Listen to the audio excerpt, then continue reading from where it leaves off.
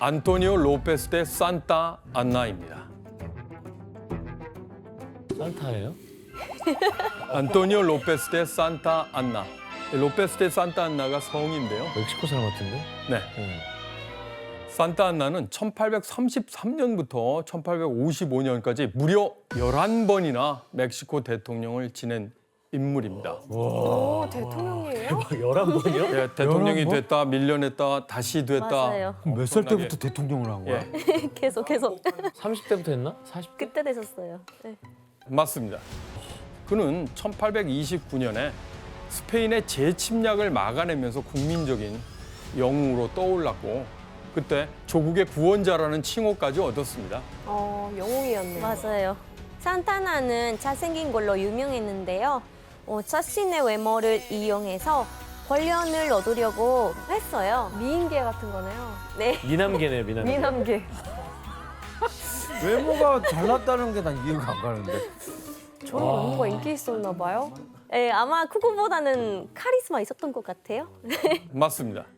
1833년 4월 39살의 나이로 대통령이 된 산타 안나는 멕시코 연방정부의 최고 권력자가 되었습니다. 맞아요. 그런데 멕시코의 정권이 바뀌면서 스티븐 오스틴은 멕시코 정부에 텍사스를 독립적인 주로 인정해달라고 요청했습니다. 왜 그러지? 당시 텍사스는 지금처럼 독립적인 주가 아니고 더 남쪽에 있는 코아윌라라고 하는 지역과 묶여서 코아윌라이 텍사스라는 이 두 개의 지역이 하나의 주를 이루고 있었습니다. 그런데 이주 정책이 시행되면서 상황은 달라졌습니다. 계속해서 늘어나는 미국인 정착민들 때문에 텍사스에서 미국인들의 영향력이 커졌고 이때 다시 한번 논란이 된 문제가 있었습니다.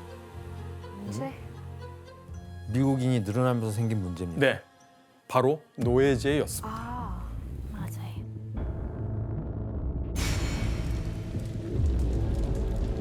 코아윌라는 텍사스보다 주민 수가 더 많았는데 멕시코의 법에 따라 노예제를 철저히 금지했습니다.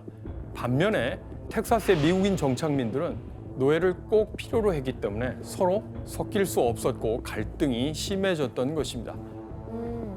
근데 제이 씨 이게 멕시코 국가에서 노예제를 금지하는데 분리된다고 달라지는 게 있을까요? 예, 그래서 연방제 나라 같은 경우에는 주마다 법도 다르고 자치권이 있어요. 네. 그래서 당시 오스틴이 자치권을 얻어서 노예제를 문제 해결하려고 한 거죠. 미국처럼. 네. 네, 교수님, 아무리 미국인 정착민의 수가 이렇게 많아졌다라고 해도 이렇게 독립주를 요구하는 건 좀 무리라고 좀 생각이 되는데 오스틴은 뭘 믿고 그런 요구를 하게 된 거예요? 자기 그런 힘이 있나? 바로 산타 안나가 대통령 선거 당시 멕시코 각 주의 자치권을 폭넓게 보장하는 연방제를 지지한다고 했기 때문입니다. 아, 그래서 산타 안나의 말을 믿은 오스틴은 텍사스의 분리와 자치를 요구했던 것이죠.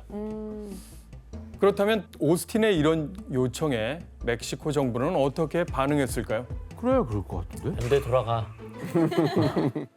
안 돼, 어딜 돌아가? 미국으로 돌아가. 다 해놨더니 그 말이 진심이었을까요? 맞습니다. 대통령이 된 산타 안나는 180도 태도를 바꿔서 그쵸. 각 주의 자치를 강조하기보다는 중앙 집권적인 체제를 강화하려고 이게 하고 있었습니다. 또 선거 전후 말이 달라질 수 있잖아요. 맞습니다. 즉 텍사스의 분리 요청을 받아줄 생각이 거의 없었던 것이죠. 좋습니다. 전쟁이 일어났네요. 이게 뭐야?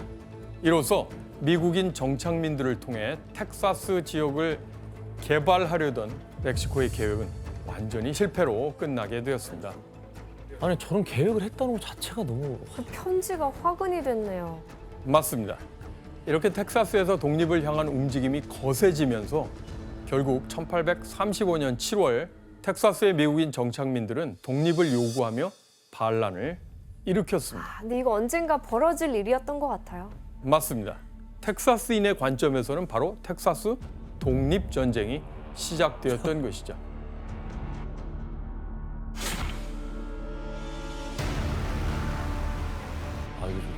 이게 맞는 건가요, 이게?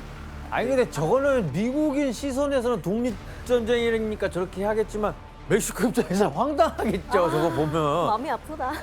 맞습니다. 이렇게 멕시코와 텍사스의 긴장감이 고조된 상황에서 전쟁의 도화선이 된 것은 바로 대포였습니다. 대포. 바로 이게 문제의 그 대포입니다. 대포는 왜 갑자기 문제가 된 거죠?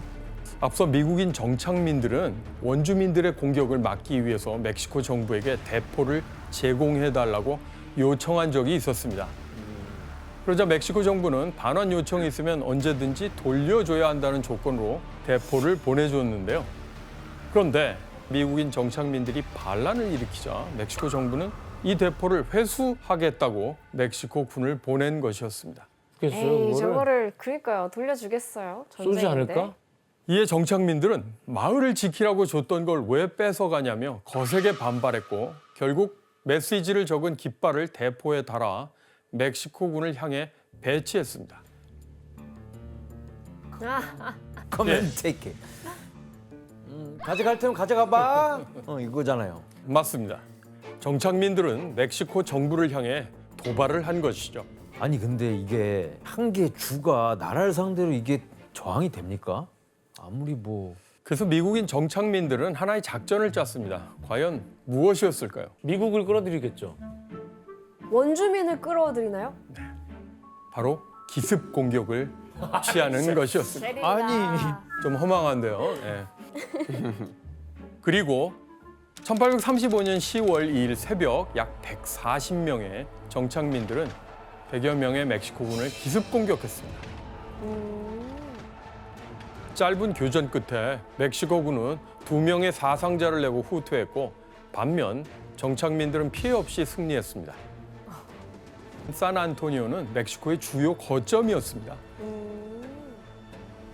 1835년 10월 반란군은 산안토니오를 포위했고 이 포위 작전은 약 2달간 지속되었습니다. 이렇게 연이은 승리로 기세를 잡은 텍사스의 미국인 정착민들은 1836년 3월 2일 멕시코로부터 완전히 독립하겠다고 선언하며 텍사스 공화국을 공식적으로 선포하게 됩니다.